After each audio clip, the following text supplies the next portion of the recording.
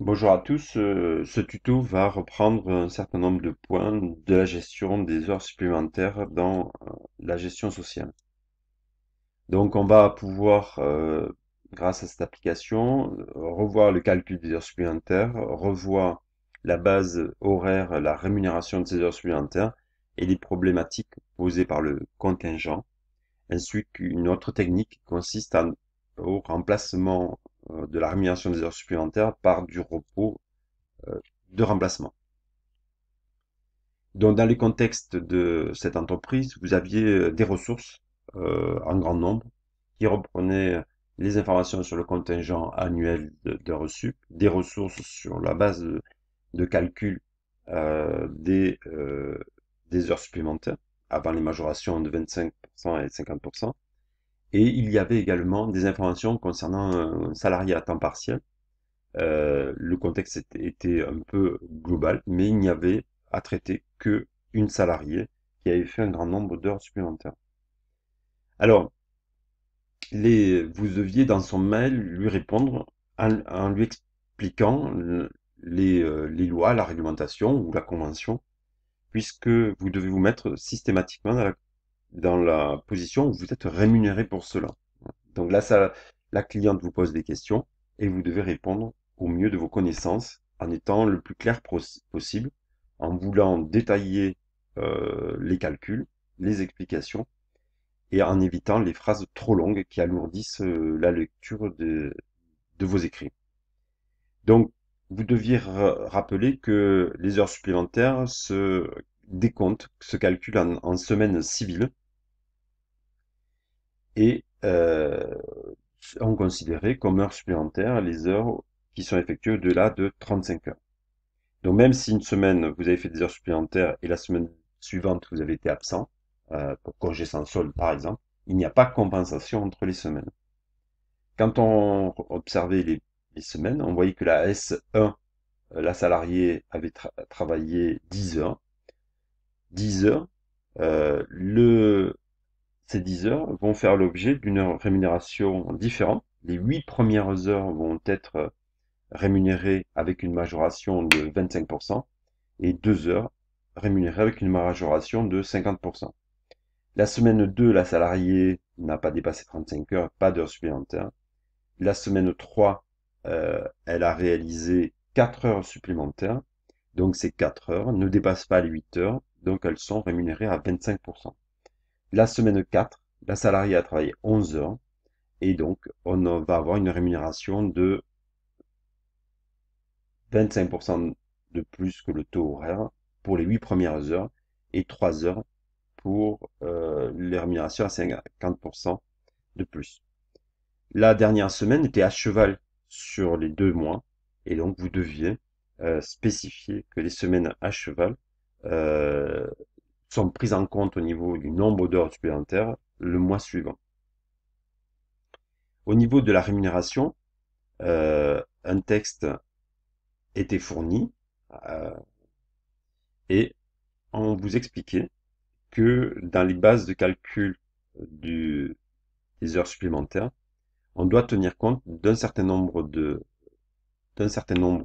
primes et pas d'autres. Nous avions déjà vu ce cas de figure en cours. Si on reprend le texte, grosso modo, on considère que les primes qui sont directement liées au travail du salarié, au type de travail, elles doivent être prises en compte lorsqu'on calcule le taux horaire de base de ces heures supplémentaires. Tandis que les primes qui ne sont pas liées directement au travail du salarié, par exemple un 13e mois, une prime de rendement global de l'entreprise ou une prime ancienneté, eh bien, ne doit pas être prise en compte. Donc c'est pour ça que on ne prend en compte dans la base de calcul que le salaire de base et la prime de 190 euros. Lorsqu'on divise par 151,67 le temps moyen de travail, on obtient 13,68 euros de base. Donc on va majorer cette base de 25% pour certaines heures sup, donc on multiplie par 1,25 et 50% pour les autres. Donc on fait 13,38 fois 1,50.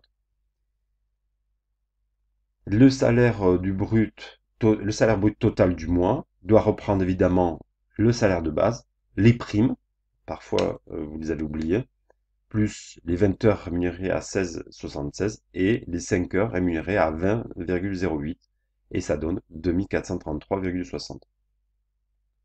Ensuite, il était demandé, euh, on vous demandait pourquoi il y avait une information qui apparaissait en bas du bulletin sur le cumul d'heures supplémentaires. Ce cumul était de 25 heures pour le mois précédent. Et donc vous devez savoir qu'il y a un compteur d'heures supplémentaires. Donc ici, la salariée avait cumulé 25 heures, vous deviez rajouter 25 heures pour un total de 50 heures. Donc cette salariée jusqu'à ce mois-là a réalisé 50 heures supplémentaires. Eh bien, vous deviez avertir la cliente à l'aide de la ressource qui vous était fournie que lorsque on devait surveiller le nombre d'heures effectuées pour ne pas dépasser le contingent annuel de 200 heures.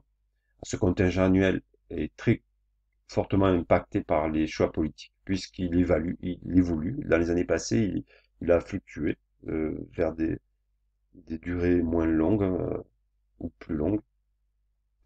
Et vous devez avertir la cliente que lorsqu'elle dépasse, si une salariée dépasse 200 heures, au-delà, les heures au-delà vont générer des droits supplémentaires, c'est-à-dire que en plus de la rémunération, vous allez être obligé de- d'accorder du temps de repos supplémentaire. Pour les entreprises de moins de 20 salariés, ce temps de repos est du 50%, donc une heure au-delà des 200 heures va générer une demi-heure de repos à accorder aux salariés.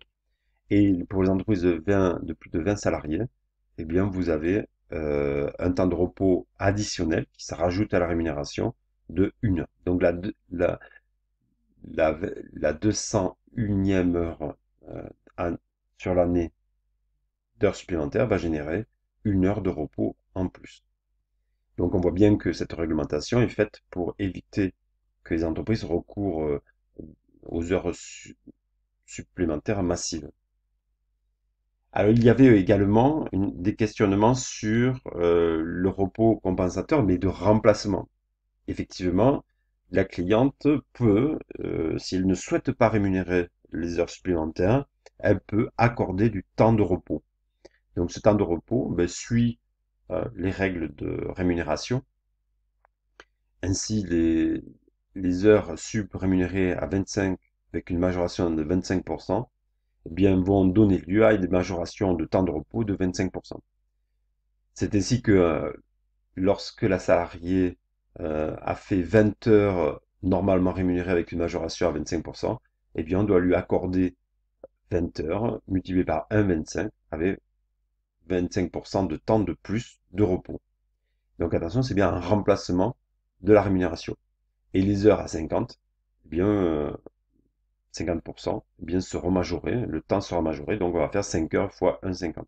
Ce qui donne au total 32 heures 50 heures de repos, c'est-à-dire 32 heures et 30 minutes. Voilà, la fonction si imbriquée que vous deviez utiliser fait l'objet d'un tuto que je vous encourage à écouter. Voilà, j'espère que ce tuto vous aura permis de bien comprendre les explications et de réviser le cours. Merci.